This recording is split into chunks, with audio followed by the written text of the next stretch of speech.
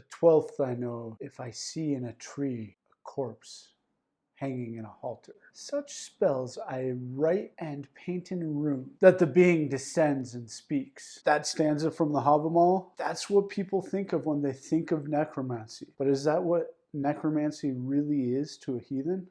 Let's find out. Hey there, you beautiful heathen. Welcome to Iwa's Initiations. I'm Matt Sargent. Thanks for tuning in. Before we really jump into this, we need to define what is essentially necromancy. As I said, most people think it involves animating the dead and getting them to do your bidding at best. Other people have this delusion that necromancy involves playing with entrails and corpses and whatnot. Necromancy is really the act of communicating with and seeking wisdom from the dead. There are various accounts in the lore that show glimpses as to what necromancy really was for our pre-Christian ancestors. Some of the most notable sources, of course, include Odin, Old One-Eye, the Valfather, the father of the slain. Go figure, right? In both Baldur's drama and the Voluspa, we see Odin contact the dead for the knowledge that they have.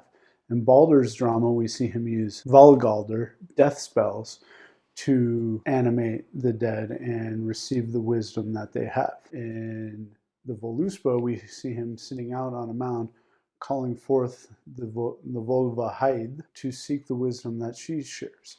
Both of these accounts, we see the practitioner, and Odin is the archetype of the Norse shaman, the Seidh worker. Seidh being the shamanic practice of the Germanic peoples, and necromancy making up a minor part of that practice. One other example of Odin practicing necromancy can be found with Mimir. When the Aesir received Mimir's head, Odin immediately took the head, as Mimir was one of his most beloved advisors and very wise, and embalmed it with herbs and chanted spells over it, thus preserving Mimir.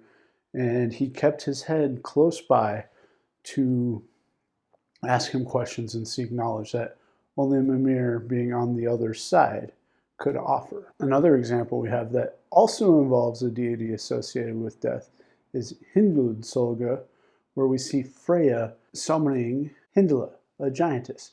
And she does this seeking information about her lover's history and that of his family. She does this on the road Valsini, the road of the dead. She speaks her spells, calls forth the giantess, and then tricks the giantess into giving her the answers that she needs. And then an example that doesn't involve deities is the Hervar saga, where Hervar needs to retrieve her family's ancestral sword.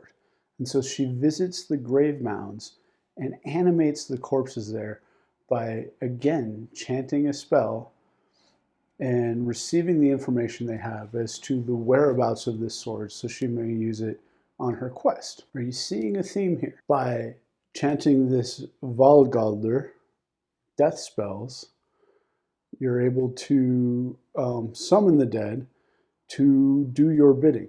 And this is commonly done on a grave mound or at a crossroads, as is done in the practice of Uttasita or Natsita, outsitting or night sitting, which is traditionally done on a grave mound or at a crossroads, both of which, well, grave mound is obviously associated with the dead, and crossroads are also seen as associated with the dead. So what is this Valgaldr?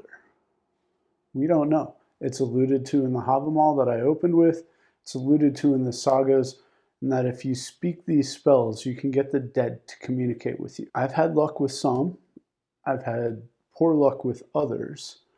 But what I recommend is you watch this video on Galdrlog and learn how to write Galdr and try it for yourself. This brings up the next question though. I don't live anywhere near where my family is buried. Most modern heathens don't. Some of us are lucky enough to be able to visit cemeteries or mounds. I doubt you're able to visit an ancestral mound, but if you are, that's great. And please take a moment to brag about that in the comments below. It's important to remember that the pre-Christian heathens, pre-Christian Germanic peoples, didn't see hell, the underworld, as a place that was another spiritual realm.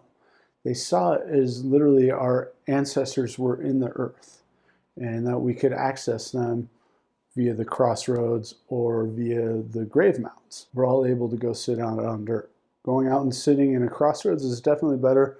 And to me, it's more like when I go to do an outsitting and I sit at a crossroads, it's like having 5 bars on my cell phone versus having 3 if I just go sit on some soil. I still have those 3 bars when I go sit out on soil and use my galder and my intention and sit out and wait for an answer from my ancestors.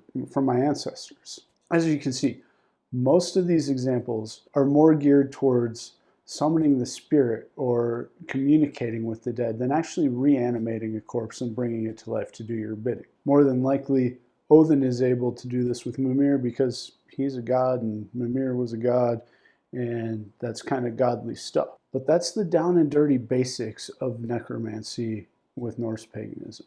It does not involve animating the dead. It involves communicating with the dead to gain wisdom or knowledge that only the dead would know.